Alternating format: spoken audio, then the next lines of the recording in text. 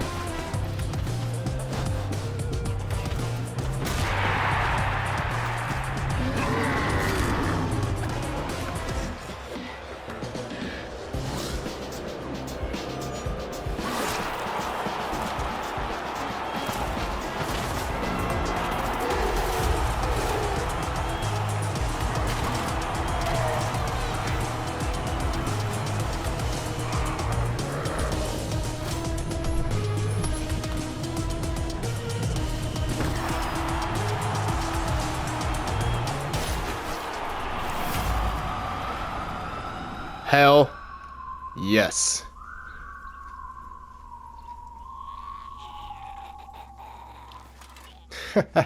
What's up? RageRaven 5678 here. Welcome to Blood Bowl. Alright.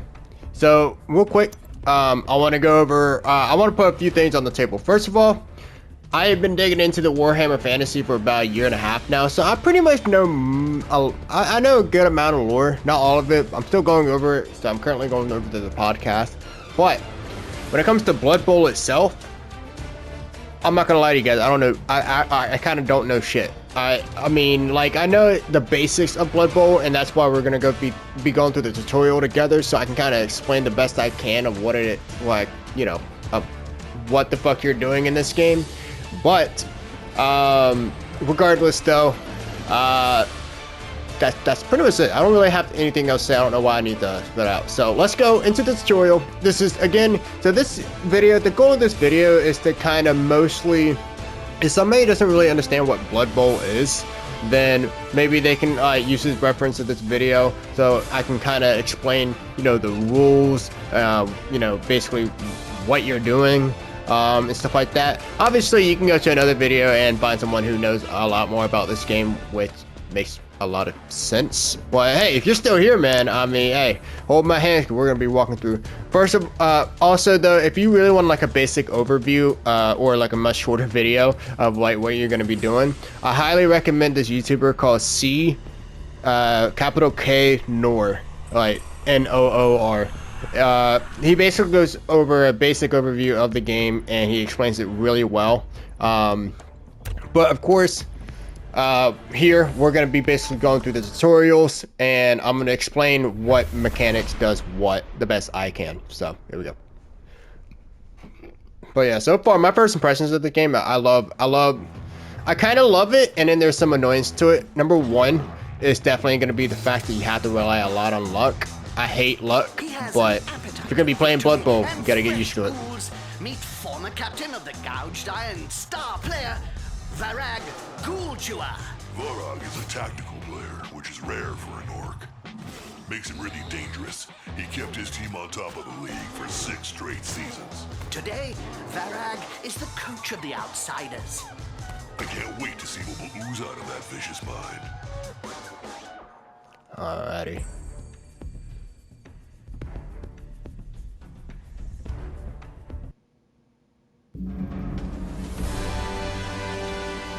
the Wissenland commoners are stepping onto the pitch.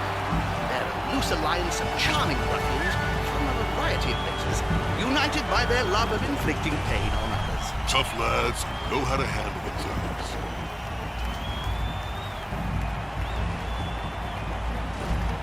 Alright, I'm gonna go ahead and do everyone a favor real quick and turn the main volume sound down just a little bit. Because this isn't my first time trying to record this tutorial video. I've actually tried it earlier today. I went back over the recording and you can barely hear my voice because the game is like so loud. So there's a couple problems with this game, I'm gonna admit. But overall though, I'm enjoying the game personally.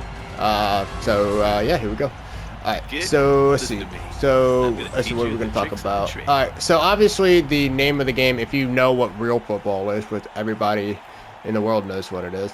It's, you know, when you kick the ball with your feet. No, I'm just kidding. No, American football. It's obviously there's the ball, get to the other team's end zone, and you win, or you get a touchdown. So, all right. So let's see. So we'll go ahead and move our camera around, stuff like that. So this is basically the different camera settings, stuff like that. You can turn it as much as you need to. You can zoom in and out, in and out. Usually, I like to go like kind of to the corner and maybe like this at some points, just mainly because, you know, you're able to pay attention to what everybody's doing, and yeah, staying focused and thinking is key to this game. So we'll go ahead, we'll select our player and we'll move him up here. Tries to secure the ball. So far so good. All right, so now we're gonna be going over all these stats and shit that this arrow is pointing at. So MA is movement. Movement allowance. Basically, it's the number of squares that a player can move. So you see that this guy has 6. That means we can move up to 6 squares. Below that is strength.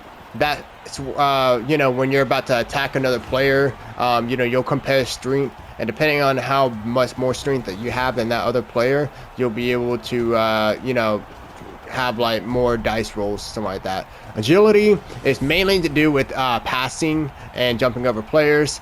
PA is catching and jumping over players. PA is how much you can pass. And by the way, something I noticed that some of these stats, the lower some of them are, the better. So like passing, the 2+ basically means that you need to roll either a 2 or more to be able to throw a successful pass. And then AV is armor value. We're going to be going over all those stats as we move along. But for now, let's go ahead and focus on movement. So yeah, so we'll go ahead and so since we moved our player 1 square, but we still have more, you know, movement points or whatever to go ahead and catch the ball. All right, so now we got to pick up a ball, and this is when we're going to get our first dice roll. So as you can see on the football, it says 3+ pickup. Well, if that is going to go into our agility, so we need to roll a 3 or higher in order to pick up the ball. If we drop the ball, it's going to be a turnover, and yeah, it's basically getting kicked in the nuts. The ball is in the player's hand. But we rolled a 4, so we're good. And so let's go ahead and so yeah, so we can keep moving our player on our turn. It is a turn-based game. So any of my OG Final Fantasy people know, you know, I'll probably if you play the OG Final Fantasy when it was all turn-based, then you're probably gonna be able to have the patience for this game, because this is mostly a sit and wait kind of game, like real football, I guess, really. Alright, so we'll go ahead and move that. So right there, so we were in the red team, the guy's tackle zone. Basically, tackle zone is like, let's see, 3, 2, 5, 7, 8. Okay, so basically this guy had 8 squares around him.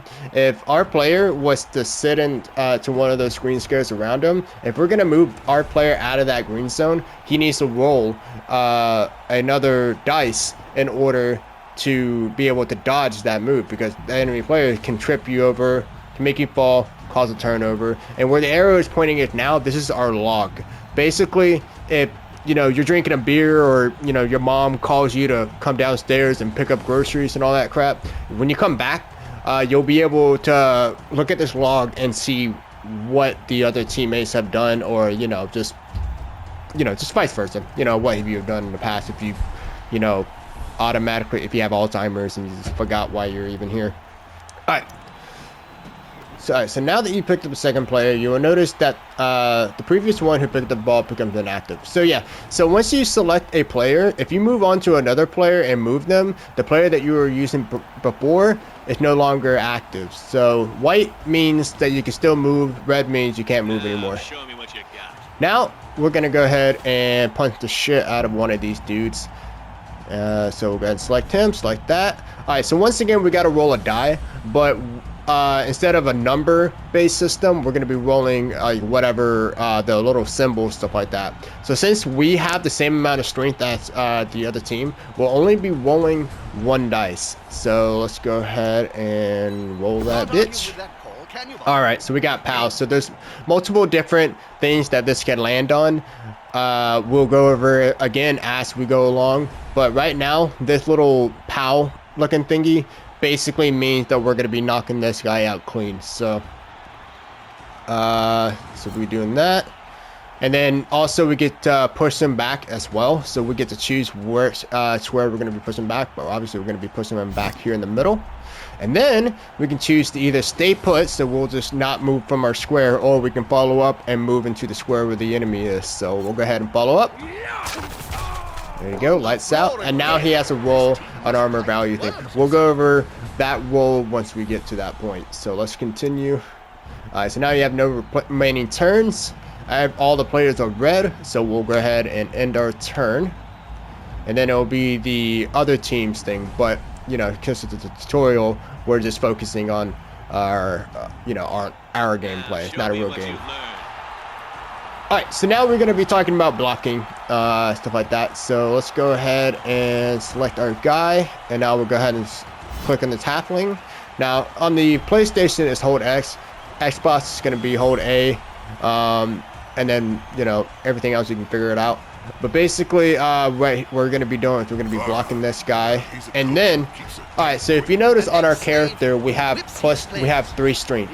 If you look on the right, where the halfling is, on the same strength bar, he has his 2. That means we have more strength than the halfling. It also means that we're going to be able to roll more dice. Now, these dice don't stack up on each other, unless, of course, you roll on the same thing. But basically, we have more options depending on which of these 2 dice have landed on. So we'll go ahead and roll it.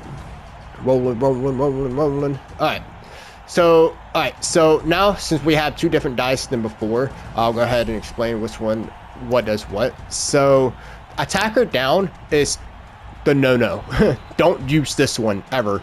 Because basically, that means that our character is going to be knocked down, not the enemy player. So try your best not to get this one. Push.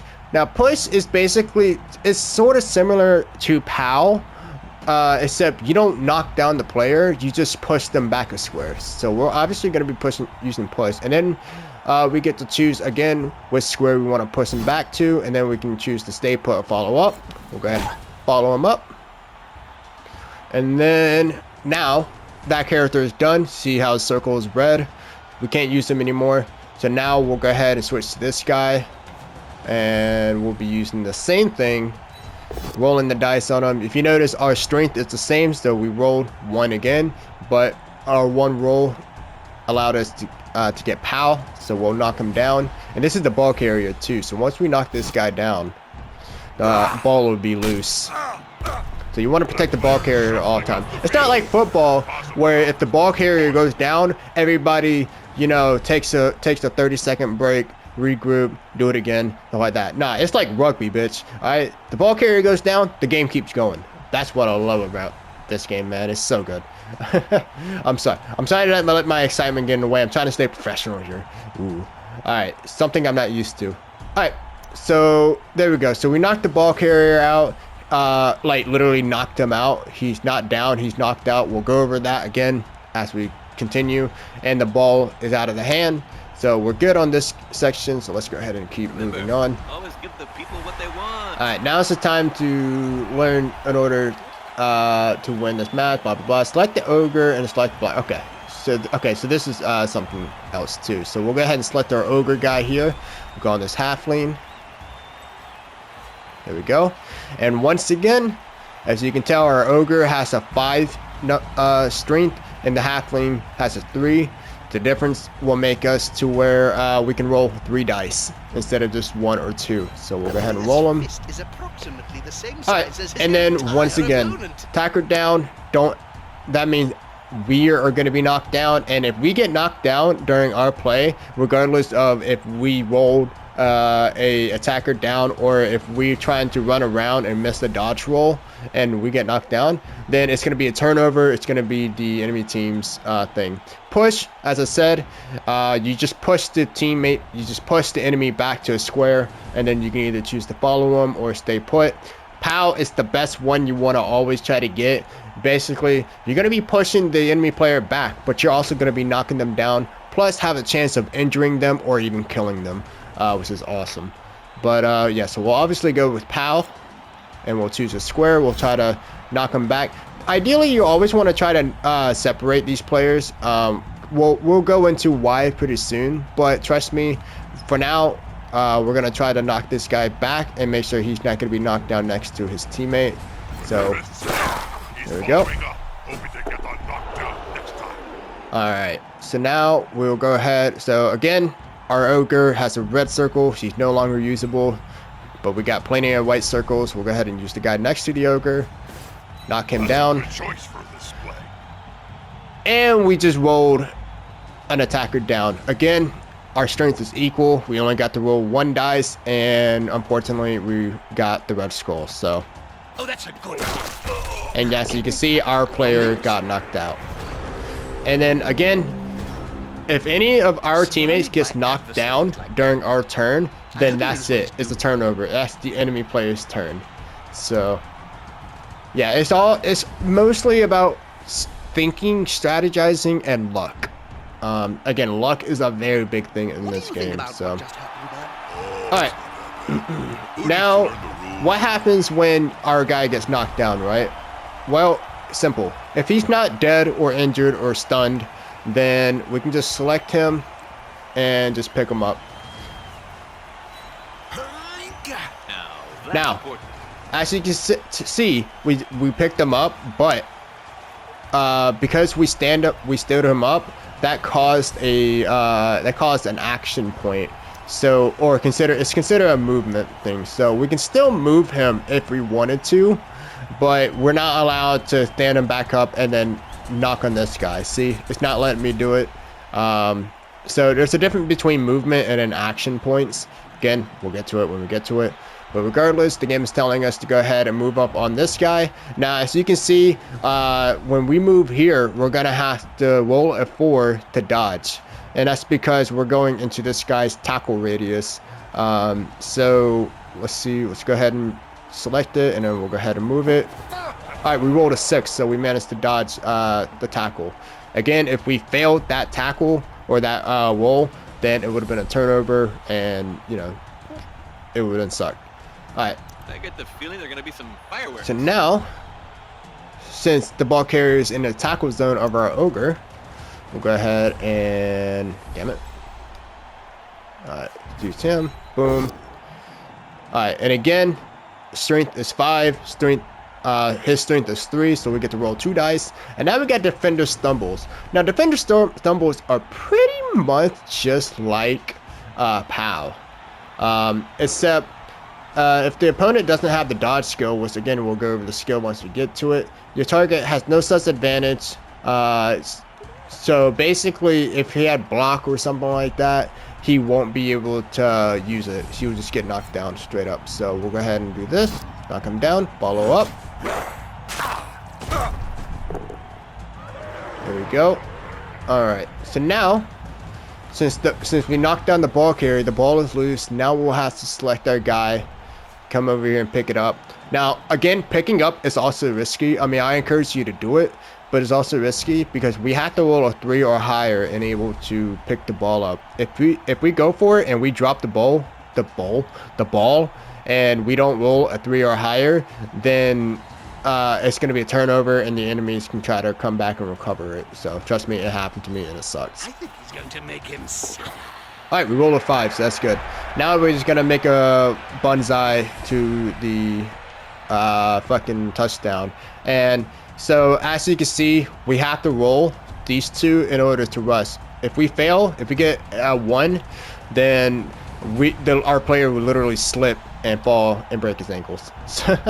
But yeah, and the reason why we get to do it too, because again, with our stats over on the left here, MA, movement availability, allows us to move extra squares, but we'll have to roll a die because it's going out of our zone. So we used 1, so movement availability is 6, right? We started to where my cursor is, right here. We had to use 1 point in order to come over here and pick up the ball. And now we have 5 points left. Okay, 5 squares to go. So if we're going to go for the touchdown, we got to go 1, 2, 3, 4, 5. If we're going to go for the extra 2 steps, you got to roll a 2 or higher in order to not fuck up. So, He's sprinting. Let's hope it's going to be okay. boom. We rolled a 2 or higher, we got a touchdown. So usually those are really good to just go for, but sometimes, like when you're going for them, it can screw you over. But that's what I like about this game, man. It's unpredictable. I mean, I'm sure the meta is hello cheerleaders. Ooh, I like that angle. I know that, you know, this is still a newest game. I got early access to it. So it's still a newest game. I know there's going to be a meta at some point when more people come into the game, which I hope there's a lot of people that comes into this game, because I actually really like this game thing personally. And in fact, I'm actually kind of encouraged to actually go online and play against other players. But of course, I'm just going to focus right now on, first of all, I'm going to try to get better at understanding the game by playing against the AI. And then once I feel like I'm ready, that's when we're going to go into the online portion and, you know, play against other players. I might do a video playing against an AI match or an AI bot just so we can try to get the hang of the game. But today we're just going to focus on the tutorial and, you know, just try to help you guys understand. Or, you know, if you're just looking at this game and you're like, I don't know about it, man. This might not be me. Hey, like I said, it's good that you're doing some research before you're going out and buy this game, because I can tell if this game isn't for everyone. But thankfully, if you like board games or you like strategy games, stuff like that, I highly recommend this one, personally. And yeah, that's pretty much it. So I know it can be a little bit hard to understand the game as well. Trust me, it took me almost a day to understand it. But once you actually have the controller in your hands and you play it a bit, or you watch a couple matches of people playing and explaining what they're doing and stuff like that, and explaining the mechanic, it will become easy to understand, alright? So it's a little bit of a learning curve, but once you get on that learning curve, it's going to be like riding a bike. It's going to be hard to forget. So, alright, let's go ahead and start. Alright, okay, so here are some advanced tips that we're going to learn. So, if you guys have noticed where the arrow is pointing, those are like our ability points. We'll go over one by one. But right now, where the arrow is pointing, that little lightning bolt, that's a blitz move. And we only get 1 blitz move per team turn. So basically, once the turnover happens, once it becomes our turn again, we get another blitz move. It doesn't stack up to 2. I guess you can like kind of do something in the beginning to modify that. But it really, at the moment, all I know is this, it only sticks up to 1. So we'll go ahead and select this player right now. Wait, there we go. Alright, so what is the blitz turn? Okay, so basically what we're going to be doing, so we're going to be moving our guy to this square first. Now normally that will end that guy's turn. He won't be able to do it. But because we're about to use a blitz, he's able to do 1 extra move. So we're going to move him to this square over here, and then we're going to move him to fuck up this beastman dude over here. Sup, bruh? Alright, we rolled a dice. We got the POW, which again is the best thing you want to go for. We'll knock him closer to the sideline. Why do you want to try? Now, you do want to actually try to knock players out of the sideline. We'll get to it. You'll see why. But my advice right now is try to knock people out off the sideline. It's great. Alright, so we'll go ahead and POW him. That sounded weird. POW him. Alright, and we'll follow up. Nice. Now, because we did the blitz, we can still move our character if we want to. So let's go ahead. We selected him already. We'll go ahead and move him to this square and go. And that's it. So now if you notice that we don't have any more blitz, We can't use that kind of move anymore. All we can really do now is move our characters. And if, of course, if you look on the left here, number 2, we can still fight people if we want to. But overall, if one of our players isn't in a tackle zone against another teammate, we can't actively beat their face in. But that being said, Now listen up. now I'm going to go ahead and show you guys assistance and stuff like that. So our player here, if you can see, we're looking at the right card, not the left card, by the way. He has under strength ST, he has 3. If we move on, now our goal right now is to punch this dude out. But if you can tell, he also has a strength of 3, which means that if we go against him right now, if we try to punch him right now, we're only going to be able to roll 1 dice, which means rolling only 1 dice increases the chance of getting that red skull icon. You don't want to get that. So right now, we're going to go ahead and move our little halfling dude, and we're going to move him right next to our player. So let's go ahead and move him up. There you go. Let's see waddles over there. All right. So now, because he's over here next to the player, now if we go ahead and use our current player to attack him, as you can see, because we have a teammate right next to us, he's able to assist us, and that's going to give us 1+ extra strength. As you can see, assisted +1 strength. So we'll go ahead and go for it, and then again, we have 2 dice because that's the difference right now. So we got 2 dice.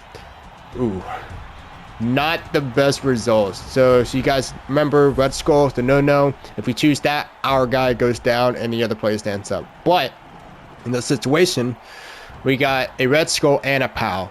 That basically means that both of us are going to be knocked down.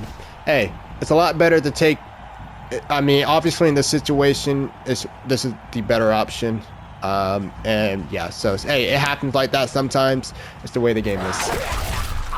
So now we're both knocked down, and now it's the turnover. Remember, anytime your player is knocked down, regardless of what happens on your turn, it will automatically result in a turnover. So now the enemy is vice versa to the enemy. If anytime the enemies gets knocked down for any reason during their turn, it will be our turn next. So let's go ahead and move on to the next one.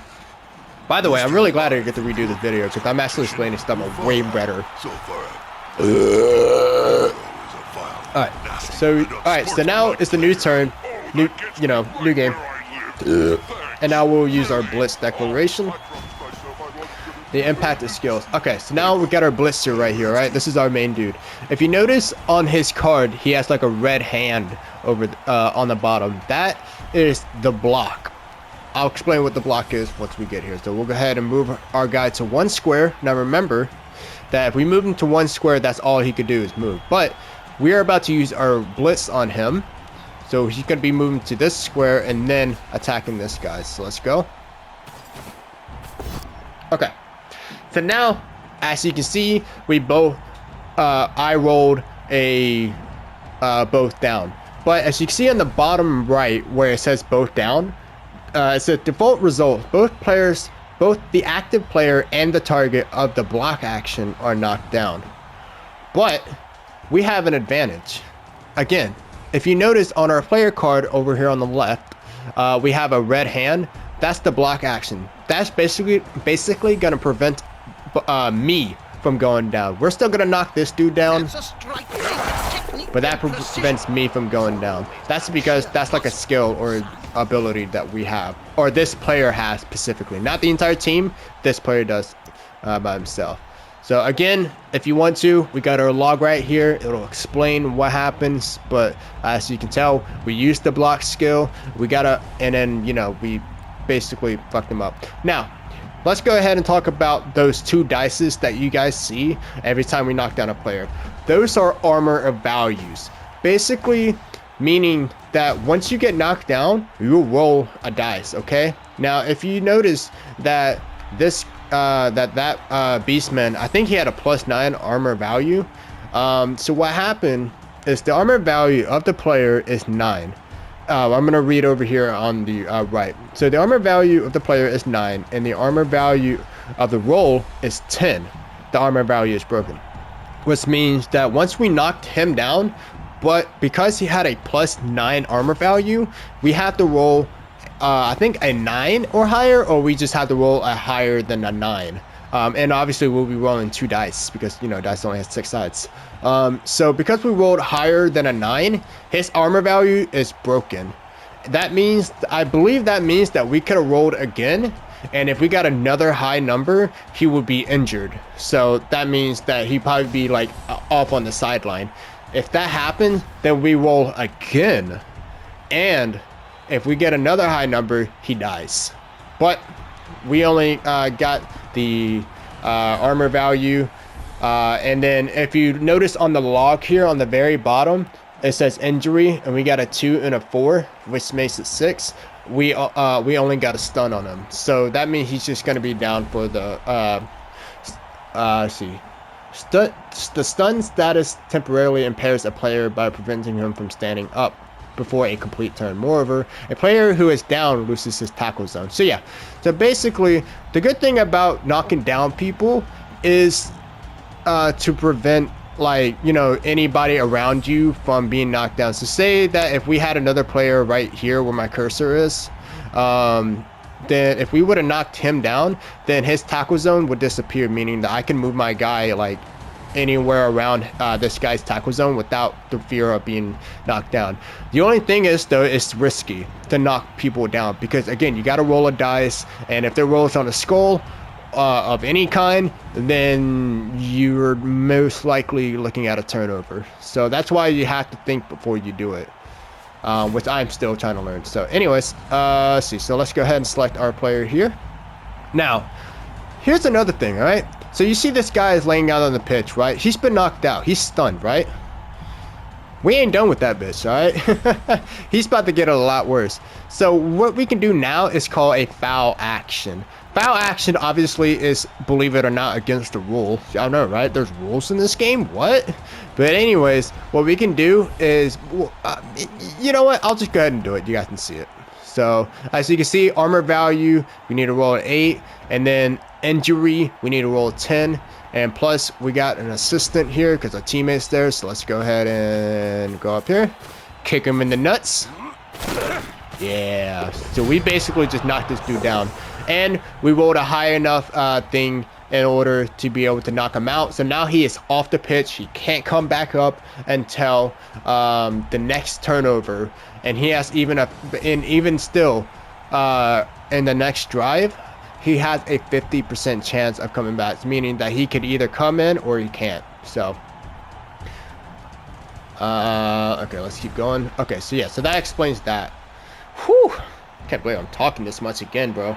Alright, so now let's talk about assistants and being sent off, as you know our dude is saying here. So first of all, let's go ahead and we're gonna try to fuck up this dude more over here. So we'll go ahead and move our guys around him. So we'll move him here. It's going to make him suffer.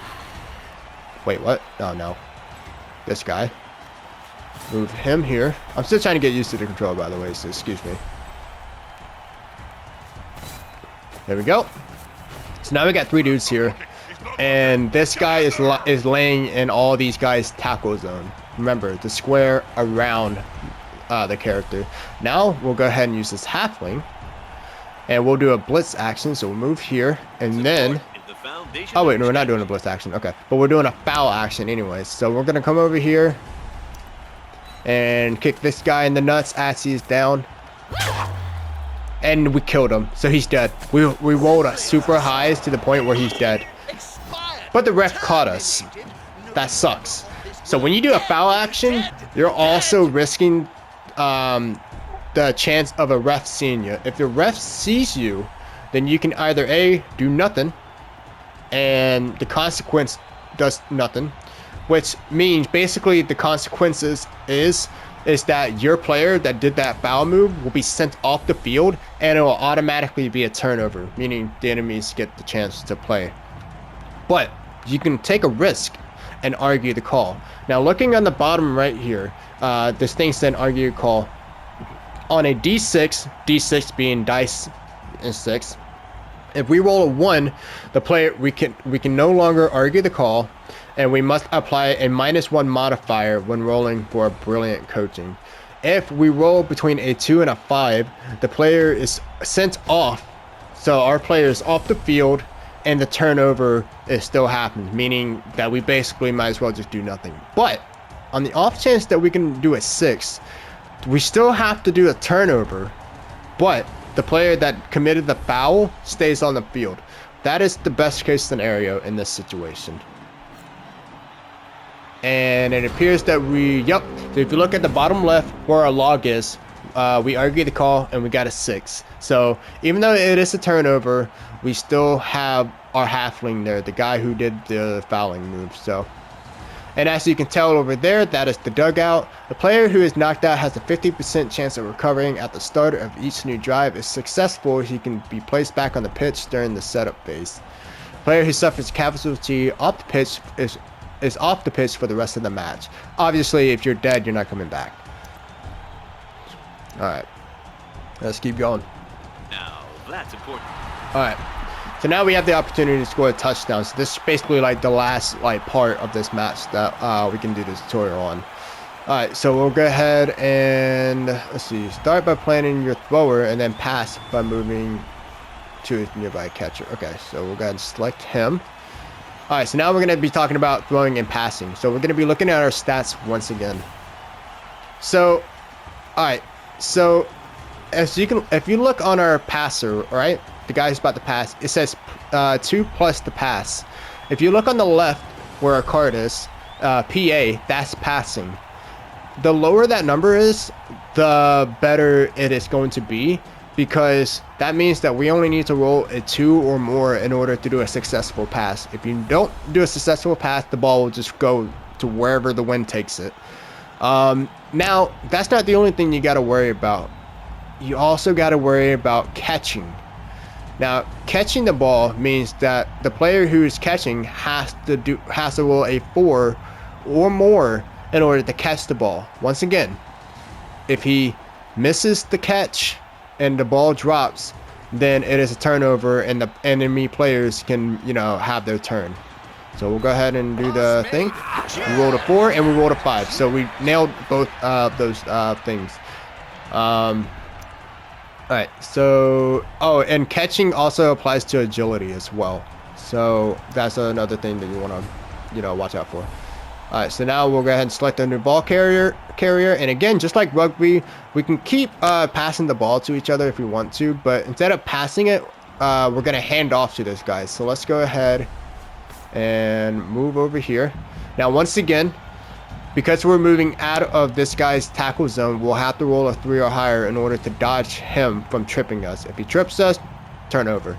So we'll go ahead and do so. Once we go and move our character to this square, we'll go ahead and select this guy, and then we'll go ahead and do a handoff. Now, once again, if you look on the bottom below the go, that's all of our special things that we can do per turn. So if you notice the ball with the arrow, that's gonna be that's the passing. We can only do 1 pass per turn, but the one next to it on the right of it, that's the handoff. We can only do 1 handoff at a turn.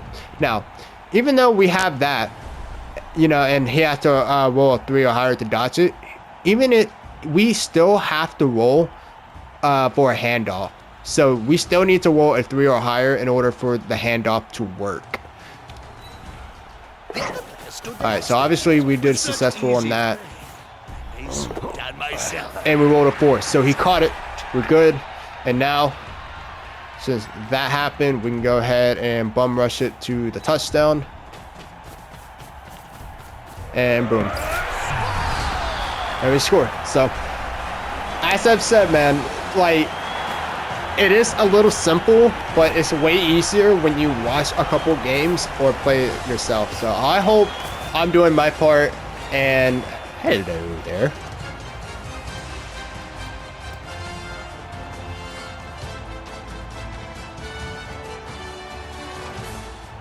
Sorry, I got distracted. Anyway, I hope I'm doing my part in explaining basically the basics of the game as best I can. Obviously, you can go through the tutorial yourself, but I can understand if somebody's not so sure about this game and they kind of want to like know what they're doing and if it's catching their fancy. Hey, if this game is at all interesting to you, by the way, like if you're finding this like, yeah, I can probably get into this, go for it. I say go for it if of course you have the money for it. The cool thing about this game is not a $60 or $70 game or whatever. It's a $30 game on Steam and a $40 game on consoles. Plus there's different editions and stuff like that. But I don't think it goes up to $60. I think the highest amount you're paying is $50. So even then, with the best edition that you can get, you're still paying less than like a real game nowadays. So you have a lot less to lose, but at the same time, if you can't afford it, don't go for it, man. Save your money. Save your money. But if it looks interesting to you, go for it. Commercial break. That's, oh, I love this. I love these commercial breaks. Tired of getting trampled? Dreaming of the big guy silhouette? Run faster, you runts! I'm Barragoon Chewer. And I'm Lord Borak. We at Oculus have developed a personalized training program for weak scumbags like you. You'll be out there crushing orcs in only 4 weeks. Join Fitness Club Oculus and finally become the big guy of the match. Yeah, man, I love the comedy too. You know, it's so charming. So I love Warhammer. Second favorite fantasy setting, right below Skyrim. Or Elder Scrolls, I mean to say. Alright, so we're on the last part of the tutorial right now. We got to learn a lot about the stuff, but now we're gonna learn the last few steps, basic steps of this game. So right now you can see there's a couple of players of the enemy team already knocked down. Normally games won't ever start with anyone knocked down. Normally games will start with no one being knocked down, because that would just be unfair, right? So, alright, so that's the guy we've been seeing on the commercial. He's pretty cool. Alright, so now we're gonna, let's see, we'll look at some special action as well as the use of skill. Okay, so right now we're gonna go ahead and start a blitz. If you guys remember what a blitz is, basically, again, looking at the bottom here, this little red fucking lightning bolt thingy, that's the blitz. So we can go ahead and move our character to this square here. Wait. Yeah, what's going on? Sorry, I'm having a brain fart. There we go. Okay, I don't know what happened there, but yeah. Alright, let's go ahead and move him here. Oof. Oh, okay. So here's something, alright? So if you ever come to an off chance that you either have an attacker down or both down, or if you have something that you don't want, like 2 pushes, but you need to knock down a player for some reason, right? Then the best thing you can do is reroll. Now, I think you only have like 4 or 5 rerolls either per drive or per turn. No, I believe it's per drive, because per turn that'll be OP. So we can go ahead and use a reroll. Much better results. Now, obviously, don't let this one like chance be like, okay, I'm always going to use a reroll. You need to tactically use the rerolls because you only get 4 of them. And when you need it the most, you're going to be out of it. So don't always use the reroll. Save it for when you mainly need it. So, but we got the POW on this one. Let's go ahead and knock this little fucker back. Alright, did a sweet chant of music on him. Okay, and once again, we knocked him down. If you look at the log here, we rolled a 5, 4, so we rolled a 9, so we broke his armor value, and he's stunned. And then on the injury roll, we rolled a 4, a 2, a 6, so he's still stunned. So he's not dead or knocked out or anything like that. He's just stunned. So kicking the muddy butts of a bunch of orcs ain't so bad. All right, so now we'll go ahead and use our player and knock down this little guy. The teammates of the marked target often notice this even though your player is in their tackle zone. This is because the player marked by at least one other opponent cannot assist during a block or a foul action. Right. So we'll go ahead and roll on this guy. Ooh. Okay, let's go ahead and re-roll again. Okay, beautiful. So obviously, we've already explained what both down is. Basically, me and the enemy goes down, and it'll force a turnover. But defender stumbles is basically he is pushed back before he is knocked down. And okay, so this goblin has, okay, so on the goblin card on the left here, right? If you see on the bottom where all of his little perks, the yellow square, the purple square, and then the red and green, he has, that red and green is a dodge skill, meaning that if we got going for an attack, all we can do is push him back. So we'll follow up, and boom, he dodged it. He's not gonna be knocked over, even though we rolled that. He's not gonna be knocked over because he used his dodge skill on it. So, alright. But at least he pushed him back, so it's still something, right? Alright, the way is clear almost. Defensive line players eyeing over the pitch. Okay. So here's another skill action. So we'll go ahead and move this guy over in front of the troll here. Alright, now we need to plan a jump over this ogre. That's good, kid. No, not that. Okay, so you need to select the ogre, and then select the square you want to jump over. There we go. Okay, now you see his 5+ jump over. That means we got to roll a 5 or a higher in order to jump over him successfully. So let's go ahead and roll. And we failed. Alright, so yeah, so we didn't roll a 5 or a higher. So here's what happens if you mess up. You can either leave him dead. Don't ask me why jumping over a troll kills you. I've never done it before, but this guy is dead, can be dead of that. Or we use our apothecary. Now, what the apothecary does is basically he can resurrect your guy. So if you look on the right here, it says when the armor value roll is successful, it is followed by an injury roll. If the latter is also successful, it is also followed by a casualty roll. So when we rolled an armor value, it broke our armor because our guy jumped over and went down. So when he messes up and he goes down, we rolled the armor value dice, and now we're rolling an injury dice. If the injury dice is high, then it keeps going to the next level, which means that it's either going to determine whether this guy is going to die or not. Because we rolled a 15 according to the log here on the bottom left, that means he has a chance he's going to die unless we recover him by using our apothecary. So let's go ahead and use our apothecary. It allows a KO to be canceled immediately. So basically we're going to deny the death. Thank you for chopping up that random dude, Mr. Apothecary. And then again, you can choose once again whether you want to keep killing your guy or not. Obviously, we're obviously gonna choose no injuries. So, and now he's gonna be standing up and back on the pitch. He's gonna stay there. He's all good. It's basically when you fail an action like that, you're basically denying the failure and becoming a success. So, all right. So now, remember before when I said that going on the sideline is high risk, high reward. Let's talk about the risky part, right? Because obviously the reward of being on the sideline means that you have less chance of being surrounded. But the risk is, well, I'll go ahead and show you.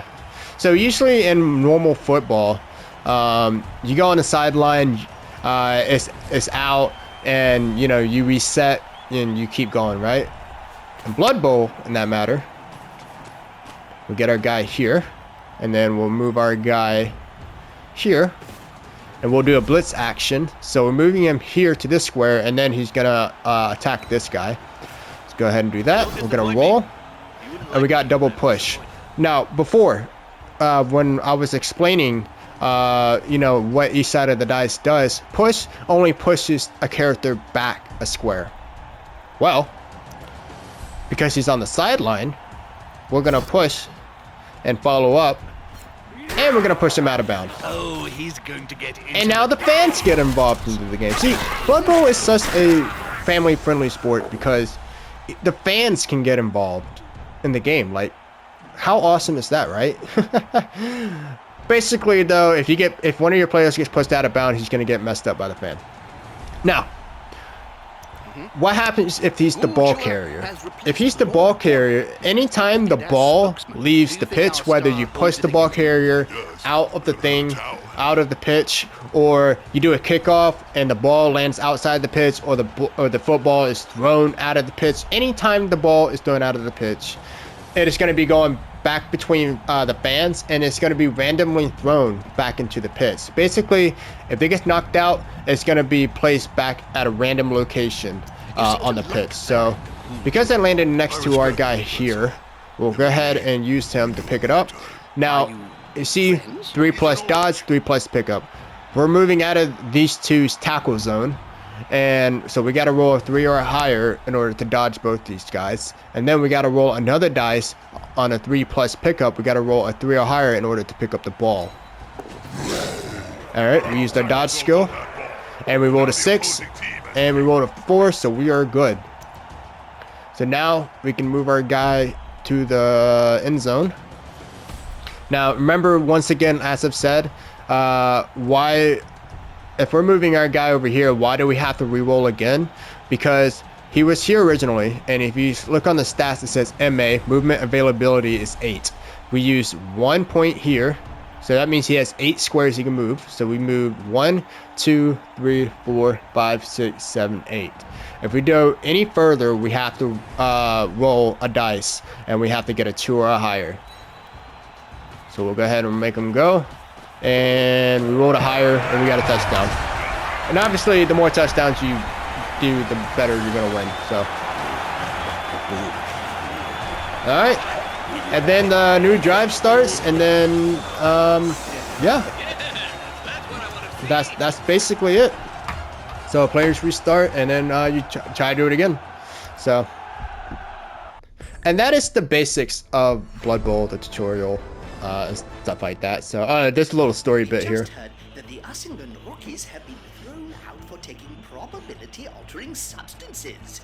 The NAF declared that the young team will not be allowed to continue in the Clash of Sponsors competition. Apparently, they were caught red-handed dipping into the D6 bag. Blood samples taken by the sports doctors confirmed the presence of illegal substances. If they'd read Lord Borak's official biography, they'd know how to avoid this kind of thing. Bribery. Rufus Bottomfoot, the team's agent, was quick to stress his confidence in his coach. We're going to rebuild our team and continue the clash of sponsors. After all, it's only the players that were suspended, and they're expendable. Reassuring to see that these talented, caring leaders of men again, I love the comedy of this game. on their feet after such a chaotic start. Alright, well that's basically going to be the tutorial of Blood Bowl, the basic steps and stuff like that. Once again, it's a game where you just got to play a couple times or watch a couple matches in order to understand fully. But that was basically all the mechanics and such. And yeah, honestly though, me personally, do I recommend this game? So far, yes, but to a specific audience, you know? I can't imagine some little Call of Duty kid coming in here and be like, oh my god, football! And playing the game for like one match, you're like, what's this? You know, stuff like that. Like, honestly, you gotta have a bit of patience because, you know, obviously, like, each time it's your turn, you get 2 minutes to move your pieces around and stuff like that.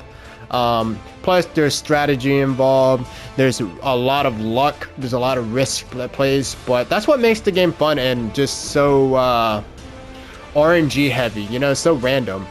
But me personally, I like this game, and again, it's not full price game. It's cheaper than a regular game. Which I guess we're gonna start calling regular games $70 now. Oh, I hate that, man.